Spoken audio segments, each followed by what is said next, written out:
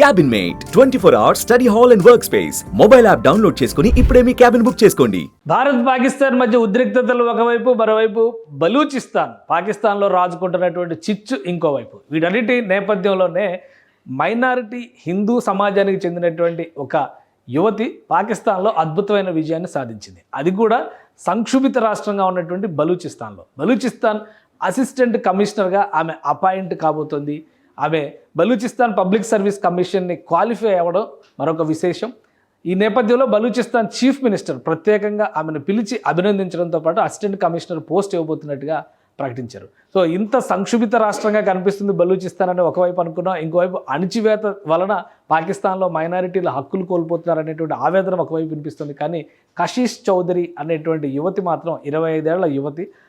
ఆమె మాత్రం public service కమిషన్ని crack చేసిన తొలి హిందూ యువతిగా రికార్డు సృష్టించింది. కషీష్ చౌదరికి సంబంధించినటువంటి అంశాలు ఇప్పుడు అంతర్జాతీయ మీడియాను కూడా ఆకర్షిస్తున్నాయి. వాటికి సంబంధించినటువంటి డేటా చూద్దాం. ఇది historic moment for Balochistan. Kashish Chaudhry a young and educated girl from Hindu community of Noshki. Noshki అనేది ఒక మారుమూల గ్రామం.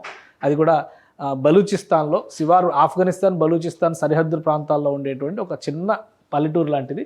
అక్కడి నుంచి ఆమె వచ్చింది. Has become the first ever Hindu female assistant commissioner in the province's history. So ఆమె ఒక రికార్డు సృష్టించింది. Kashish Chaudhry first Hindu female assistant కమిషనర్గా బలూచిస్తాన్లోనే ఛార్జ్ తీసుకోబోతుంది. సో ఈ విషయం తెలిసిన వెంటనే పాకిస్తాన్లో ఉన్నటువంటి బలూచిస్తాన్ ప్రావిన్స్ చీఫ్ మినిస్టర్ ఆమె తండ్రిని కూడా పిలిచి అభినందించారు. పోస్టింగ్ ఇవ్వబోతున్నట్టుగా ప్రకటన కూడా చేశారు. దానికి సంబంధించినటువంటి దృశ్యాలు ఇప్పుడు వైరల్ అవుతున్నాయి. సో ఇది కషీష్ చౌదరికి సంబంధించినటువంటి దృశ్యం. ఆమెకి అపాయింట్మెంట్ లెటర్ ఇస్తున్నటువంటి దృశ్యం. వాస్తవానికి మైనారిటీల విషయానికి వచ్చేసరికి బలూచిస్తాన్లో కానీ సింధు ప్రావిన్స్లో ఎక్కువగా హిందూ మైనారిటీ జనాభా ఉంది. ఓవరాల్గా పాకిస్తాన్లో ఒక 75 లక్షల మంది హిందూ జనాభా ఉంటుందని చెప్పని అంచనాలు ఉన్నాయి. అయితే అక్కడ ఉన్నటువంటి హిందూ సమాజం చెబుతున్నటువంటి లెక్కల ప్రకారం చూస్తే కనుక దాదాపు 90 లక్షల మంది హిందువులు ఇంకా పాకిస్తాన్లో నివసిస్తున్నారు. గతంలో ఇంకా ఎక్కువగా ఉండేవారు, ఆ నంబర్ తగ్గిపోయింది. అయినప్పటికీ కూడా వాళ్ళందరూ ఎక్కువ శాతం కొంతవరకు బలూచిస్తాన్, మిగతా అంతా కూడా మేజర్ షేర్ మాత్రం సింధ్ ప్రావిన్స్లోనే నివసిస్తున్నారు. పంజాబ్లో కానీ ఇస్లామాబాద్ పరిసర ప్రాంతాల్లో కానీ ఈ నంబర్ చాలా తక్కువగా చూస్తాం. సో ఈ ప్రాంతాలన్నీ బలూచిస్తాన్ అంటే మరీ వెనుకబడినటువంటి ప్రాంతం. అలాంటి వెనుకబడినటువంటి ప్రాంతంలో కషీష్ చౌదరి కష్టపడి సాధించి మొదటిసారిగా పబ్లిక్ సర్వీస్ కమిషన్ ర్యాంక్ని సాధించడం, క్రాక్ చేయడం, అపాయింట్మెంట్ రావడం, అలానే రాష్ట్ర ప్రభుత్వం కూడా ఆమెకు అపాయింట్మెంట్ లెటర్ ఇవ్వడం అనేది ఇప్పుడు ఆసక్తికరంగా మారింది. ఇంకా నేషనల్ మీడియాలో వస్తున్నటువంటి కథనాలను ఒకసారి మనం చూస్తే కనుక బలూచిస్తాన్ చీఫ్ మినిస్టర్ సర్ఫరాజ్ బుగ్తి క్వెట్టాలో ఆమెను పిలిచి అభినందించడంతో పాటు అపాయింట్మెంట్ లెటర్ ఇచ్చారు. ఈ సందర్భంగా మరికొన్ని విశేషాలు కూడా బయటకు వచ్చినాయి. బలూచిస్తాన్లోనే కాదు సింధ్ ప్రావిన్స్లో ఇప్పటికే అనేక మంది హిందూ యువతులు పనిచేస్తున్నటువంటి వాళ్ళు ఇప్పటికే ఉన్నారు. ఇక్కడ Pushpakumari Kohli 35 year old police sub inspector కరాచీలో ఆమె వర్క్ చేస్తున్నారు. అలానే ఇటీవలే 2022లో మనీష్ రూపేటా. సో ఇక్కడ కూడా అపాయింట్మెంట్ ఇచ్చారు. హిందూ ఉమెన్. ఆమె Karachi superintendent of police, Karachi ఎస్పీగా ఆమె పనిచేస్తున్నారు. అలానే సింధ్ ప్రావిన్స్లోనే హైదరాబాద్ అనేటువంటి ఒక నగరం ఉంది. హైదరాబాద్ నగర జడ్జిగా కూడా ఒక హిందూ యువతి పనిచేస్తుంది.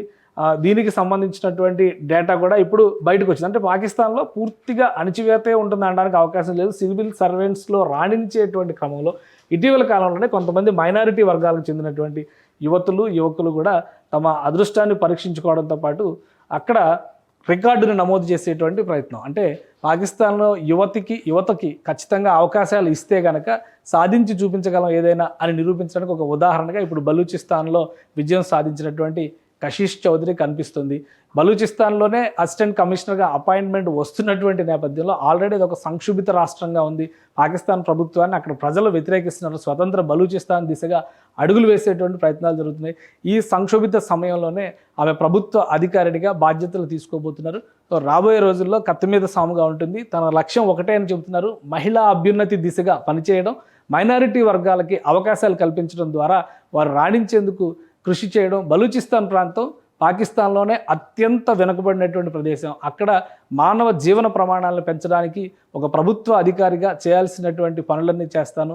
మంచి బలూచిస్తాన్ని అంటే సువర్ణ బలూచిస్తాన్ని ఆవిష్కరించేటువంటి క్రమంలో అడుగులు వేస్తానని చెప్పని కషీష్ చౌదరి చెబుతున్నారు. సో అతి త్వరలోనే ఆమె ఛార్జ్ తీసుకోబోతున్నారు. ఆమె తండ్రి ఒక చిన్న వ్యాపారిగా, ప్రస్తుతం బలూచిస్తాన్లోనే ఒక చిన్న వ్యాపారిగా ఉన్నటువంటి వ్యక్తి. కానీ చదువు పైన లక్ష్యంతో, చదువు పైన దీక్షతో తన కుమార్తె కష్టపడి రాణించింది, చివరికి అనుకున్నది సాధించిందని ఆయన చెప్తున్నారు. మొత్తానికి కశిష్ చౌదరి కథ బలూచిస్తాన్లో ఉన్నటువంటి మైనారిటీ వర్గాలకి ఒక ఇన్స్పైరింగ్ స్టోరీ అని బలూచిస్తాన్ సీఎం కూడా కొనియాడుతుండడం విశేషం.